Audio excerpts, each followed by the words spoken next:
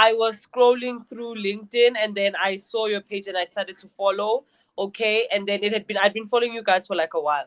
And then afterwards, I saw, I think it was your personal post. It was your personal post about how you started the page and, the goal and the intention and what you're intending to do with it and the growth you started with. And I was like, I think that's someone I could definitely have a conversation with. You know what I mean? Because I feel like today, Africa, you know, as much as you say you only started last year, it's going to be something so huge. I felt it and I was like, any smart person, you want to get on the train, while you still can. So I was like, no, this is a train that is speeding, that is moving. The intention behind why you started it, I connected with that. Today Africa Podcast is a podcast series where we interview African entrepreneurs and professionals and share the stories behind their businesses. In each interview, we ask how they got started, how they grew, and how they run their business today. The stories are inspiring and also provide specific advice and insight into starting a business. By sharing these stories, we want to help others get started. Buyiswa Twala is, I would say, a very hands-on girl. I love doing things with my hands. I love gardening, farming, but also something I think that's really important. I must mention, I love food. Okay, so I really, really love food. And something that always touched me was finding out in the world that we all don't have the same access to food. So, hence, I started working in the food security space and everything. But my love for food really came first. I'll even go as far as saying, letting everyone know my favorite food is lasagna. Okay, so yes, so I really love that, and I love being able to solve problems. I'm quite a problem solver. I love art. I love music. I'm creative. Hence, you see, even with the hairstyle, I have a lot of art going on there as well. But yeah, that's basically the kind of person that Buyiswa Twala is. I'm 24, based in Johannesburg, South Africa, where we get to see a lot of things. We're exposed to things. There's townships, there's suburbs, there's fenced areas, which is a great mix for me because it allowed me to see so much and understand that, see the different inequalities of the world. And I love traveling as well. So that's who Buyiswa Twala is. Yeah. All right. So could you please tell us what inspired you into going to entrepreneurship? Because many of us comes from the family of go to school, get a good grade, get a job, and settle down. So what really inspired you into starting your own business? Yes, that's so true. That's how we're all raised. Very, very true. But with me, I think I was always a very ambitious person. I always wanted a little bit more out of the world. So even when I was in school, when I was doing things, I always wanted to add extra things. My teachers would complain all the time because we would have shows that we have to do, and I would be like, let's try and make it bigger, let's try and grow it, and all of that. And everyone would always, that last would be like, oh no, when they see me raise my hand, they know it's going down. It's about to come with a big idea that's going to give us a lot of work to do. So for me with entrepreneurship, I'll be honest with you, I wanted to be a pilot, right? Because I have a fear of heights. So every time I'm afraid of something, I like jumping into it so that I can get over that fear. And in 2020, when COVID happened, all of the borders were closed and all of that was happening. And I started volunteering at an NPO, which is a non-profit organization here in South Africa, which was making school farms for children. And it was just a startup, so there was no money, there was no anything, but I ended up enjoying it a lot. And then as I was working in that agricultural space, I saw a gap in the industry and saw that, okay, there's a couple of issues in the soil preparation market. And I felt like, me being me, I was like, I definitely want to solve that. I have a solution for that. So being an entrepreneur for me, I think it started with problem solving, because even when you get into business they tell you it's all about solving a problem. There's a certain problem, you need to solve it. So I saw that problem and I felt that, you know what, I'm going to do something about it. I want to change it. I want to change the way farming is done because it's so unsustainable and it's destroying the environment and people are not having access to food because of it. So that really pushed me and I was like, you know what, let me give it a try. It was very scary, but yeah, I gave it a try and I think it kind of worked out. So that's how I got into becoming an entrepreneur. Let's talk about your business, the Agrigreat Soiltech and Envirocare. Tell us more about it. What is it all about? What are you people into? If people are producing, if you have product, what kind of products, and if people are service based, what kind of service are you offering? All right. So Agrigreat Soiltech and Envirocare is a actually a manufacturing company where we manufacture soil aids such as compost and fertilizers, but the difference is that they are organic and they are made of organic waste. So basically what Agrigreat does that we take organic waste from the streets, from the townships, from dams, informal dams and all of that in places with low service delivery. We take those bio waste and that organic waste, we take it to our site, we put it through a lot of scientific processes, which is not that much. It's just a big industrial drying and crushing. And then we formulate that and we look at the scientific formula of what nutrients the waste holds and what nutrients does the soil need. And then we put those together, we mix them, and we have our compost and our fertilizers, which are aimed at reversing the effects of soil degradation, meaning that our products bring life to dead soil. We kind of created a formula, which obviously we can't share because it's our secret recipe, but we created a formula that reverses the effects of soil degradation. And our hope is to increase food security because we realize that, I don't know if you've noticed, but the cost of living is extremely high and food has become extremely expensive, making people lower than the middle class unable to afford food. So for us, it was like going back and realizing where the problem stems from. And we realized that the problem is in the soil. Our soil is not able to produce a lot of food in the farming sectors anymore due to synthetic fertilizer usage and soil damage and degradation. So we thought if we're able to restore dead soil and begin to like heal it and stuff like that, and then have it come back to life and be able to produce maximum capacity, then our food crisis will kind of decrease because the food prices, they're going to go down, people are going to have more access to food, and the scarcity is going to be less. So that's basically what Aggregate does in a nutshell. Yeah, that's what we're all about. Your manufacturing company. So let's talk about the challenges.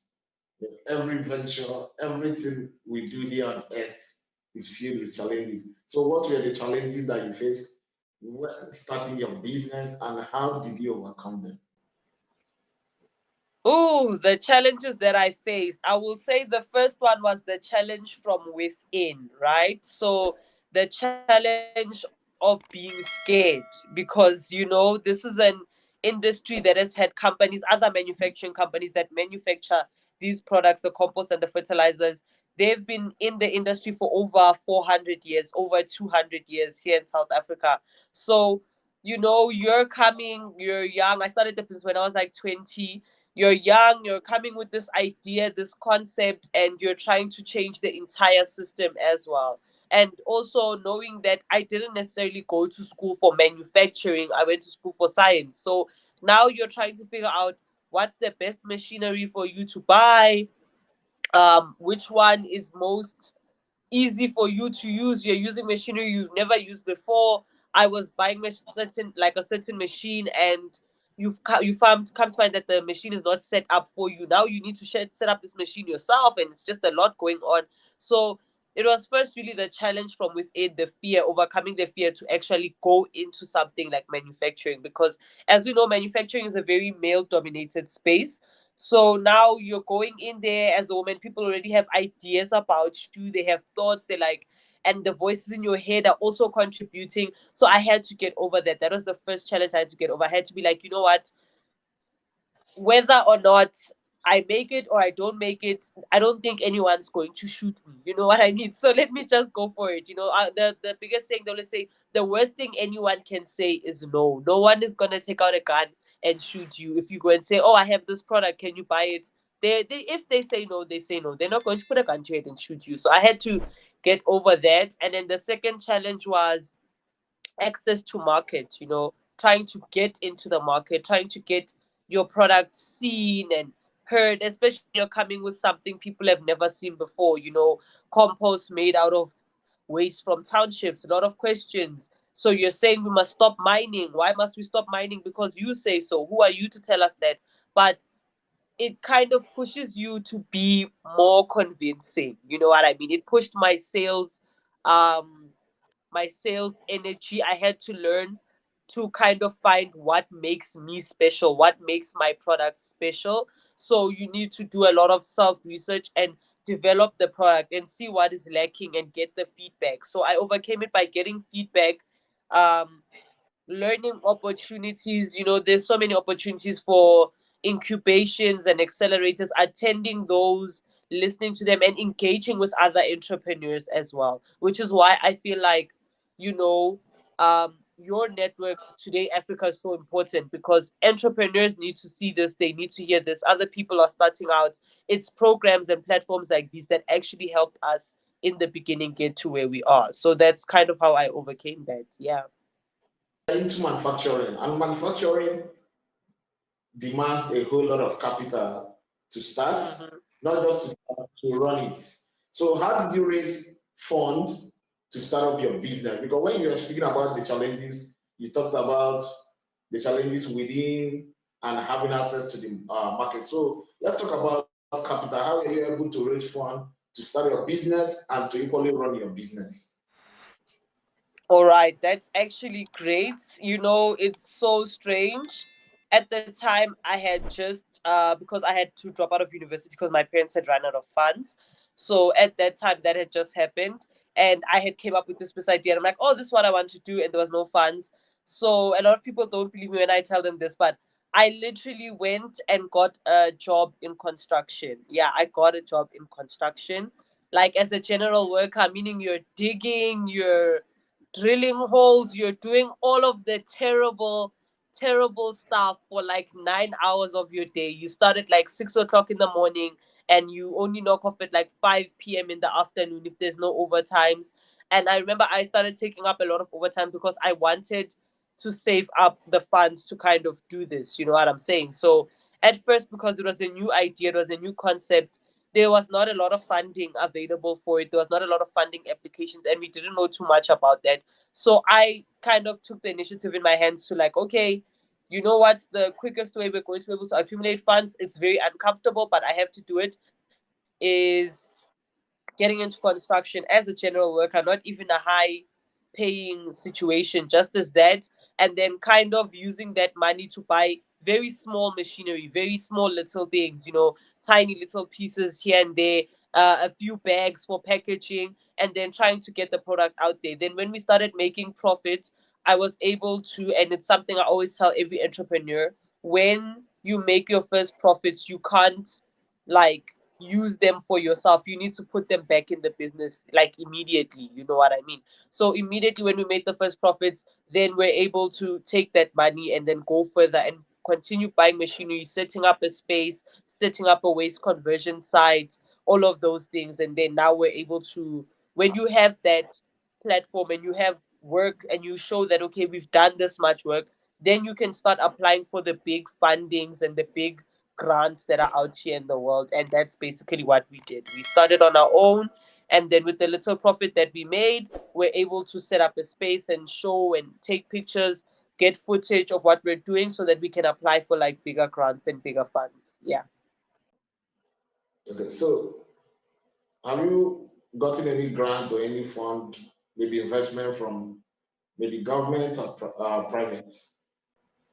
More private. Like we were under the Be Visioneers Fellowship, which was an amazing fellowship for global change makers. And even in the beginning of the fellowship, the first thing they did was give you money for laptops and Wi-Fi, and then there's the scholarship fund as well. We were also funded by winning competitions. Winning competitions, business competitions do work. You go and you pitch, and we won like the Green Superhero of the Year Award 2022. So we did that as well. And yeah, those are the little fundings. Now we're up for more funding because obviously we've built our site, we have more pictures, we have work, we have clients, we have things to show for that we are up. So we're nominated for a few grants and a few funds. We haven't really tapped into government funding because some of those you do have to pay back. So I don't really want to engage in the ones that you have to pay back, not because we can't, but because, you know, if there are ones that you don't have to pay back and ones that you do have to pay back, you'd rather go with the ones where don't have to pay back. You know what I mean? So that's basically what we've been doing so far. Let's talk about your marketing strategies. Every business needs customers or a customer, and you are into manufacturing. So since you started your business, what strategies or marketing strategies have worked in attracting and retaining your customers? Something I've learned is going on the ground. So by on the ground, I mean there's a lot of summits, there's a lot of, business ecosystem events, and a lot of, connectors and networking events and stuff like that. So for me, because we have a website, but how do you gain traction to your website? How do you have a lot of people on your website at the time? What we did was that we went on to all of these events. We were on every page. If there's a farming event, we're there. If there's a sustainability event, we're there. Because a lot of companies, they host these events as corporate social responsibility to show that, oh, we are also participating, we're giving back to the community. I would go to these events, I would show up. Obviously, I come in like my overalls with my branding and everything. Because when you show up in your branding, people ask, oh, what do you do? Why are you wearing overalls? Everyone's wearing suits and you're wearing overalls. So it's kind of like a standout method. You try and stand out in that way. So I would literally go in my overalls. And people be like, okay, what do you do? And then I'd be like, oh, hi, my name is Buyiswa Twala. This is what I do. We're Agrigreat Soiltech, this and that and that and that and that. And yeah, sometimes it wouldn't even be farmers. With someone with a garden be like, okay, I would like to buy some fertilizer from you for my garden because of that. And then, word of mouth spreads. Also, just doing campaigns and partnering with other brands also helps, because if another brand is doing something or they're doing some sustainability measure, you also just go and invite yourself and be like, hey, I thought I could partner with you on this. This is what I'm bringing to the table. I will contribute like 2 bags of fertilizer for this partnership. And then you get exposed to different partners and you get exposed to that other businesses' networks. They get exposed to your networks. And we kind of make it an ecosystem where we just share, what's going on, and we market ourselves like that. Also, social media is good.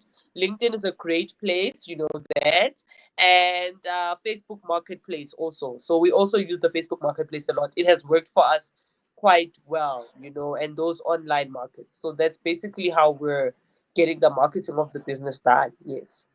Let's talk about your team. You are an entrepreneur, you're a leader, you are leading a group of people in your business.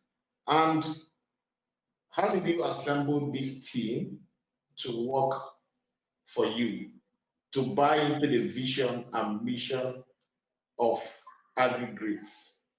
It's actually really cool. Through networking, through attending these events, I'd meet other young people who are not too sure about, their journey, but they just felt they want to be part of change, because you also need to have people who align with your vision. You know what I'm saying? You need to be with people who get where we're going, and we're all like, okay, we're going to the same place.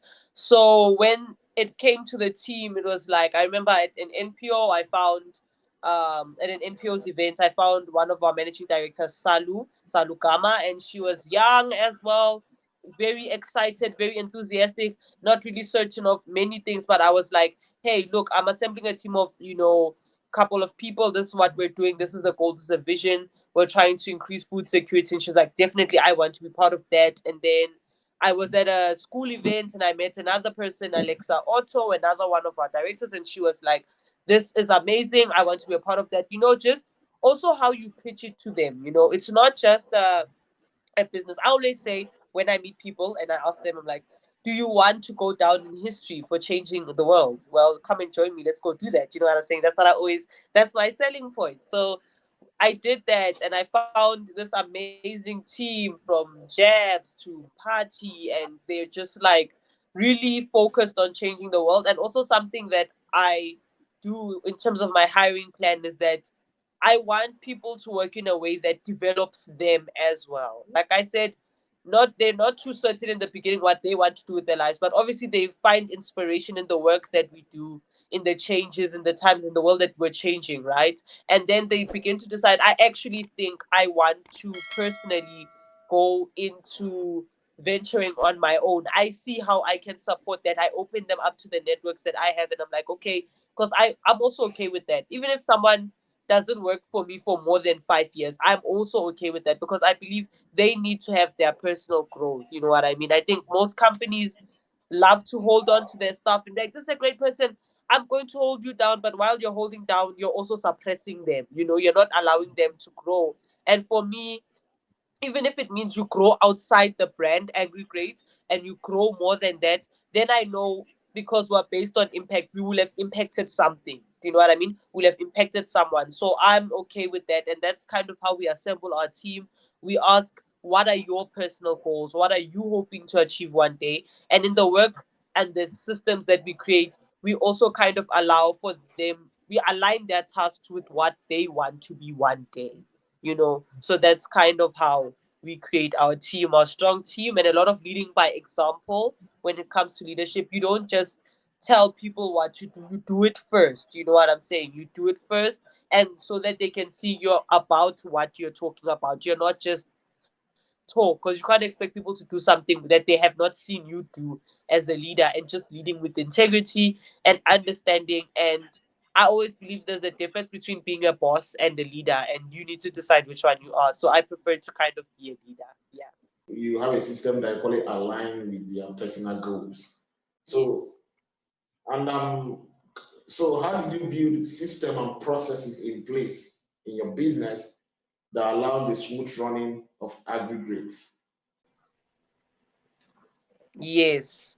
How I basically did that was kind of really engaging with the world, engaging with what's happening on the outside. So even the places we collect waste from, we want it to flow seamlessly. We want the system to be integrated into whatever's happening in that space. Hence, we form something called Agribins, which are bins where people can put organic waste in. It's a bin made specifically for organic waste. So even with the people that work at Aggregate and the dreams and the goals and ambitions, it's about connection. You connect with them and be like, okay, what do you want to be? And okay, here's the task of Agrigreat Soiltech. And you need to sit down as a leader and look at them and be like, this is what needs to be done. This is how we're going to break this task down. I know that, okay, for example, I know Salu's interested in partnerships and, you know, Rande running her own NPO, her non-profit organization, and all of that. So let me put her in charge of partnerships, handling the partnerships and the deals of Aggregate Soiltech. That way, when she's ready to start her own thing, she already has a network because she was working with them while she was here. She has a group of people that she knows. Oh no, I want to do this. I know I can hit up these people. I can contact these people because I already had a conversation with them about Aggregate Soiltech. We have a speaking relationship. So that's kind of how we integrate that into our systems. We make sure that the system is flawless. We look at the tasks that need to be done and we say, okay, here you go. This is what you need to do. This is what you want to be. Here, do this. It will help you later. And even in the systems of everything that we run, it's through connection, connecting with the community, because then you end up solving problems that people didn't ask to be solved. You know what I'm saying? So you go, you connect with the community, you find out, oh, what's happening here? You guys have a bio waste problem. Why do you guys have a bio waste problem? There's no bins, there's no one to collect our bio waste, and even if you want to collect bio waste, it's mixed with glasses, bottles, papers. So then we're able to get a solution that no, we need to put a specific bin, create a specific bin just for bio waste. So that's how we do the systems thing. I think the beginning of creating a system is connection. Definitely connect and communicate. Yes. What is your business doing today, and what does the future look like? Well, what is our business doing today and what does the future look like? That's a really good question. You know, what we're doing today currently is, so we're scaling up and we're replicating. So we have our waste conversion center in Alexandra. It's fairly small, a little workshop that we have where we convert waste and everything. But now we have acquired 10 acres in the province of Provincetown. So we're going to build a big, can I say giant? Yeah, giant waste conversion center, which we aim to convert waste from all 500 plus townships in South Africa. And with that raw material, that high influx of raw material, we want to begin exportation, exporting our thing to the northern parts of Africa, the western parts of Africa, the eastern parts of Africa, because that we have found where food security really struggles, and it's because of the intense mining that has happened on the soils there, during colonization. So what we're looking at is having our product being exported and having enough raw materials in that time cleaning up South Africa. So what we're currently working on is the Groblersdal plant, creating our waste conversion center where 500 plus townships of waste will be converted there. And also partnering right now. We're partnering with everybody in the world. Recently, we partnered with a company called Unati Academy, and they train youth in solar. They were running a training for youth in solar engineering program, and we had the youth over. It was actually yesterday. We had them over at our site to come and see and give them an idea of entrepreneurship, how to do sustainable entrepreneurship. So also we're looking at impact. We're increasing our impact. We want everybody in the world to be a part of our story. We want to join forces with other companies so that we can really change the world. So that's what we're currently doing right now. And obviously applying for all of the grants, every single grant, nominated for several few of them, but that's what we're kind of looking at. And also where we're going, we really would love for an Agrigreat Soiltech waste conversion center to be in like every country. Do you know what I mean? Like every country in Africa, because in that way it would clean up the countries. There would be less waste in the slums, and also it would increase that country's food security. So that's kind of our big 1 day goal. We take it one step at a time, but we really want to make Agrigreat Soiltech a global initiative that is helping everyone. And for me, my personal dream is that there shouldn't be a single child, person, anyone who does not have access to food. Everybody should be able to eat. That's my biggest belief for me, and that's my personal goal. Africa is characterized with unstable economic situation. So, how has the economy of South Africa impacted your business and equally impacted your decision as a businesswoman? South Africa, it does have quite a strong economy, but we're a bit behind when it comes to innovation, right? So a lot of decisions I had to make, I had to reach out internationally. Do you know what I'm saying? Especially when it comes to innovation and waste, because I think we're still a bit behind in the sense that understanding that, oh, okay, there's something called the circular economy, an economy that is derived from waste, taking products that have already been used and making them happen again, and all of that, which was something we had learned at the B Visionaries Fellowship in Germany. We had learned about the circular economy and stuff. So a lot of the decisions that I make, I try and put that knowledge into South Africa, you know what I mean, and kind of let them know where the world is and try and uplift and grow. At the same time, also trying to grow myself, I really realized I need to look outside of South Africa because we're not necessarily there yet. In terms of impact, definitely we're impacting South Africa and all of that. But in terms of moves as a business, I really had to look outside because, you know, sustainability is not too much of a big conversation that's happening right now in South Africa. It's a very money driven space and all of that, and they're only getting familiar with the concepts of sustainability.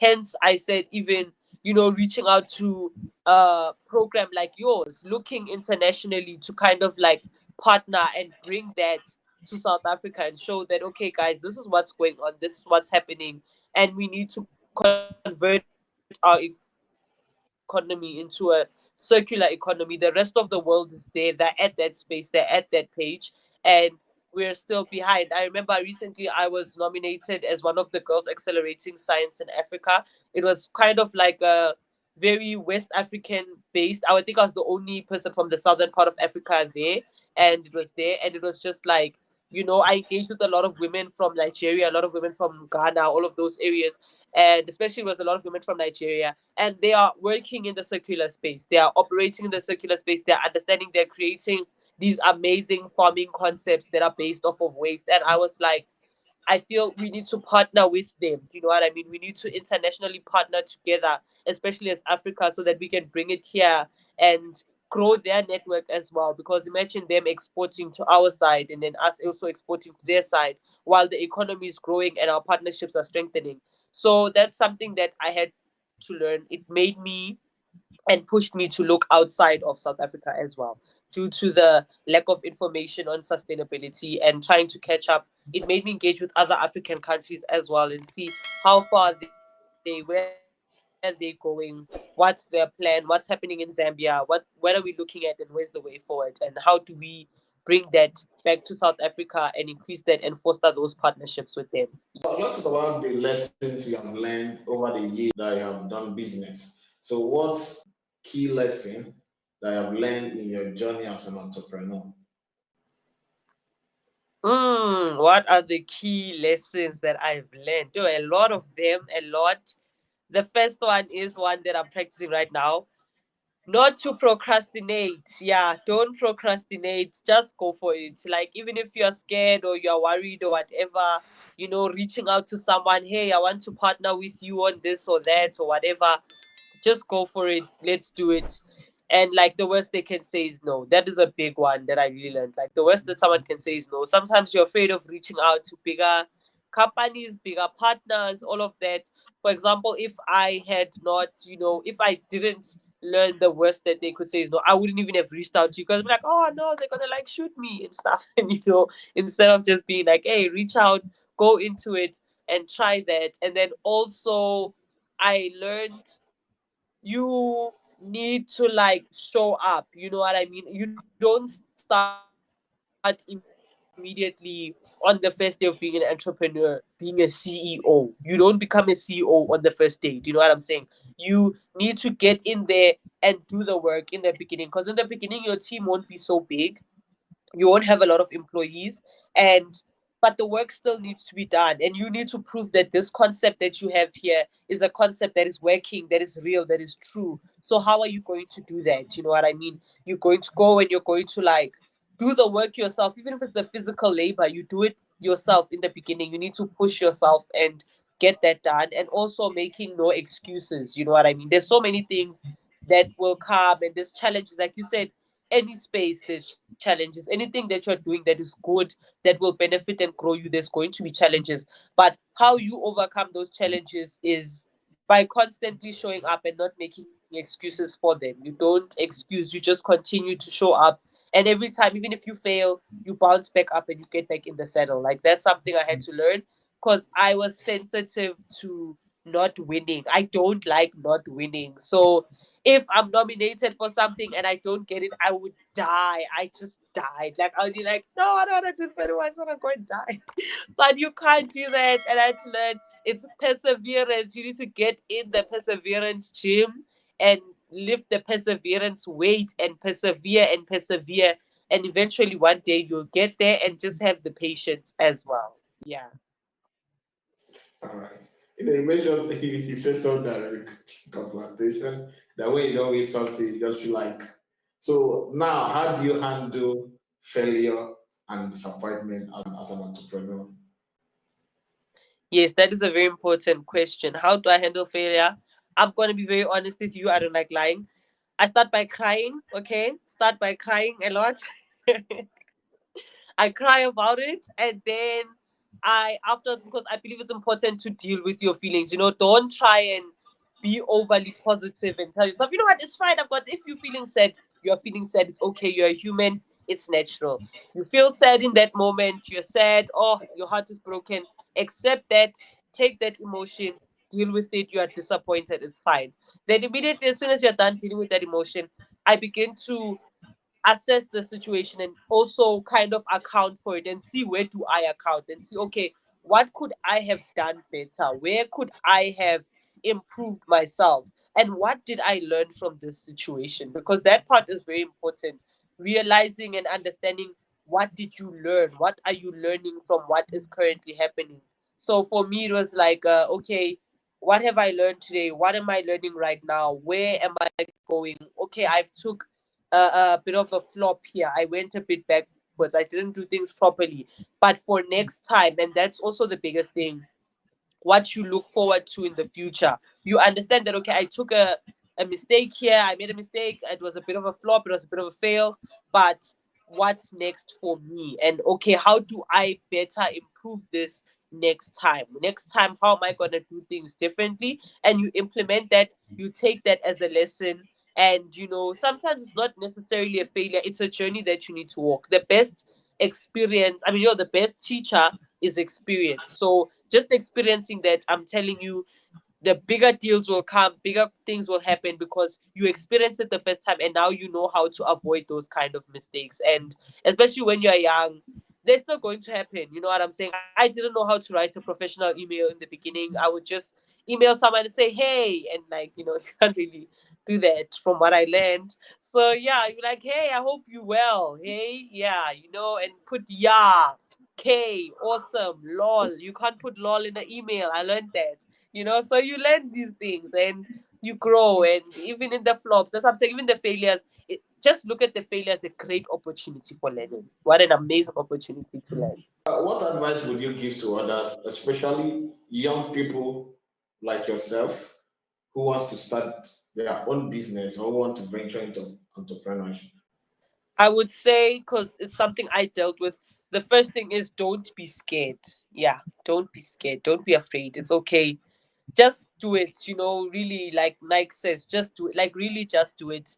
Whether you're scared, whether you're not, and you don't lose anything by investing in yourself. That's also something that I learned, because even if you do start the business and it doesn't go well, you will have come out with some lessons, you will have come out with some very beautiful things that you will have known and stuff like that. So something I would also say to them is really focus as well, because can I just say, when you're young, there's a lot of distractions. There's a lot of distractions, and the things you're trying to achieve are going to need a lot of focus. You're going to need to be present in the moment. You can't be on the fence about it. You can't be half here and half there. You need to kind of like really sit down and be like, this is what I want to do. And something I say personally, find your grounding. I find my grounding through prayer. I love to pray about things. I love to like sit and just digest it and pray about it and be like, so whatever grounding is for someone else, would be meditation, would be hiking, would be whatever. Find your grounding.